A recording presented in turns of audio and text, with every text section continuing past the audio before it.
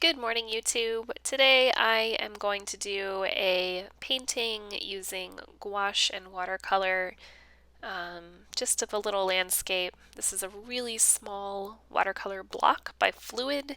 As you can see, it's 4 by 6 inch, so postcard size. And I am going to start out with a sketch using a water-soluble pencil, and then I'll move into actually filling it in with gouache.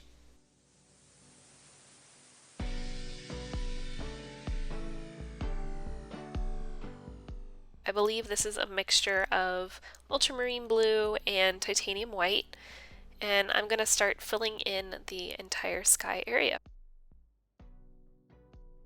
Once I'm satisfied with the background sky color, I'll start lightening it up a little bit and adding in the cloud features themselves. I don't really have a light source in mind here. I'm just sort of doing what feels good, which, doesn't make it perfectly realistic, but I was satisfied with the outcome.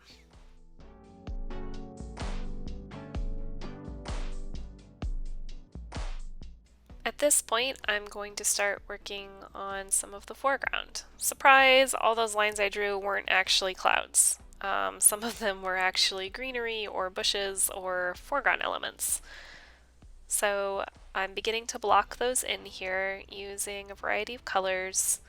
Again, just kind of doing what feels good, not necessarily trying to adhere to anything realistic.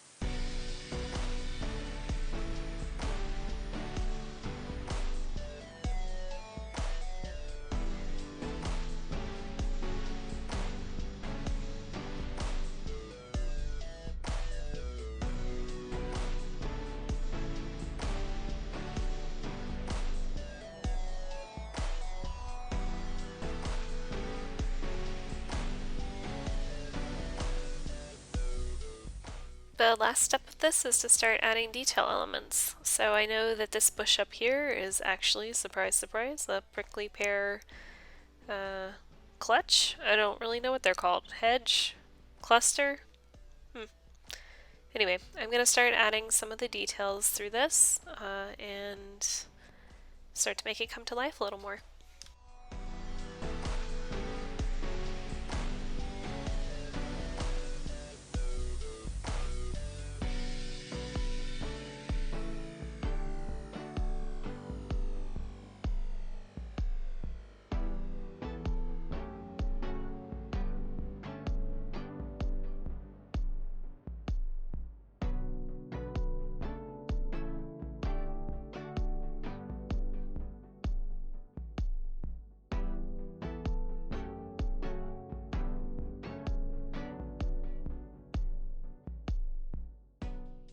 So I probably would have been okay stopping at that point, but since this was such a small image and I didn't really have any big plans for it, I mean, it's a speed paint, it's not exactly high priority, I decided to experiment a bit, and so I wanted to add a contrasting outline around the greenery in this picture and just see what it would do.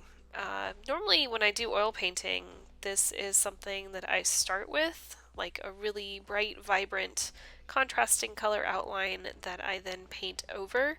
So this is sort of an opposite approach to what I would typically do in, say, oils or acrylics, but I wanted to try it and see what would happen. So here's where we start to get a little bit more experimental.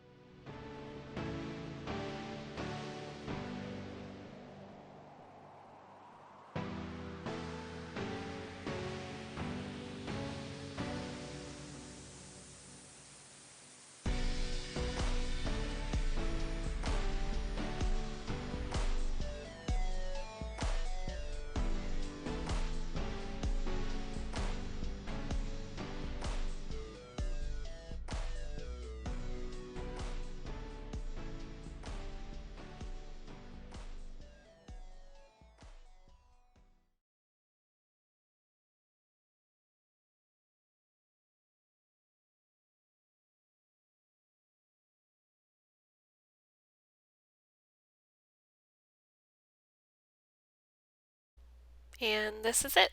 This was the final speed paint. I hope you enjoyed the video. I hope to make more soon. Thank you so much for your viewership, and I hope that you have a fantastic day. Bye!